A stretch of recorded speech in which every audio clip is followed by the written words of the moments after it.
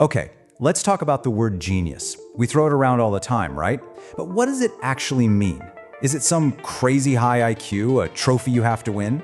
Well, today we're gonna peel back all those myths and try to get to the real heart of it. Now really, when you hear that word genius, what's the first thing that pops into your head? For most of us, I'm guessing it's something pretty specific and maybe a little intimidating. Maybe it's just a number, right? Like an IQ of 160.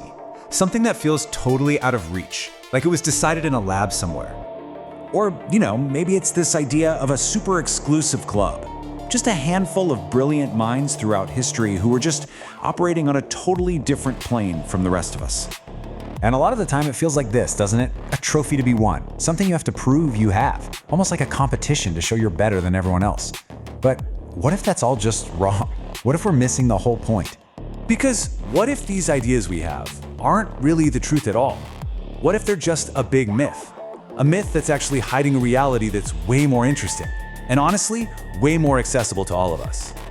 So here's the big shift. The myth we've all been told is that genius is just about intellect, book smarts. But the reality? Oh, it's so much bigger. It's about an exceptional natural ability, and that can be almost anything. Okay, so let's try a new definition on for size. Genius isn't just about being smart. It could be your creativity. It could be a really specific skill you have. It could be this razor-sharp instinct, or even just a totally unique way you see the world that feels, completely natural to you. And this is a really important difference. Think of it this way. Talent is something you're good at, maybe something you worked really hard to develop. But genius is something you were built for. It's baked into your wiring. It's just who you are. So, okay, if genius isn't just about being a math whiz or a brilliant physicist, then what does it actually look like in the real world? Well, the cool thing is, it often shows up in disguise. It pops up in ways we'd never even think to call genius. Like it could just be unusual timing. You know that person who just knows the perfect moment to say something or to make a move? Or how about this, an unusual calm under pressure? That amazing ability to stay completely cool and focused when the world is going crazy around you. It can also look like unusual sensitivity. Being able to pick up on the vibe in a room, or notice tiny details that just fly over everyone else's head. And oh man, this one is a big one. It's the unusual ability to simplify complexity.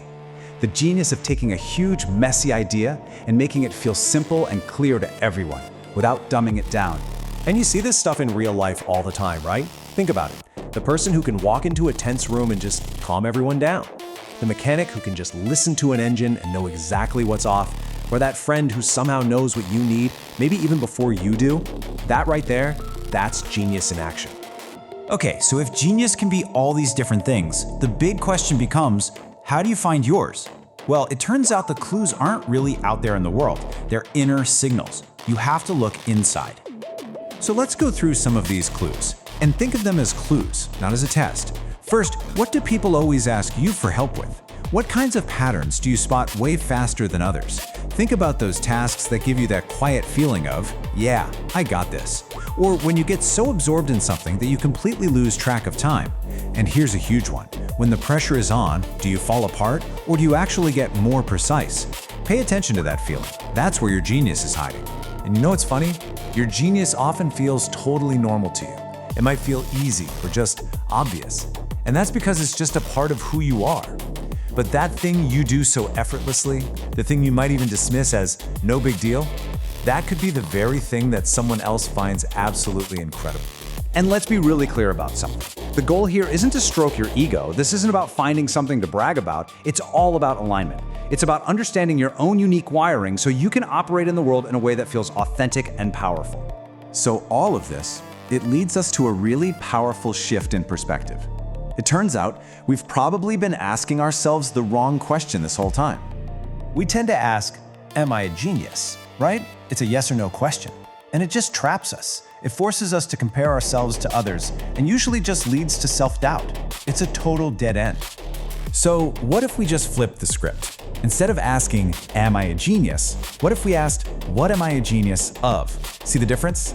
This question assumes the genius is already in there. It's not a test. It's an invitation to get curious and discover what kind of genius you have. And to help you get started on that, here are a few things to think about. What do people thank you for that you don't even realize is a big deal? What's something you do that others find impressive, but for you it's just normal? What kind of problem do you secretly get a kick out of solving? And when are those moments you just feel like, yes, I was made for this? The answers to those questions, they're like little breadcrumbs leading you home. But remember, as you start exploring this, you can't use someone else's map. Looking at what makes them a genius will only get you lost. This is all about navigating your own internal landscape. The whole point is to find the unique signs in your own terrain and learn to trust them. So, I'll leave you with this one last question to chew on. We all do it. We minimize the things that come naturally to us. But what if you stopped? What if you stopped downplaying that innate ability, that gift? What would you decide to nurture? What could that part of you become if you really gave it a chance to grow?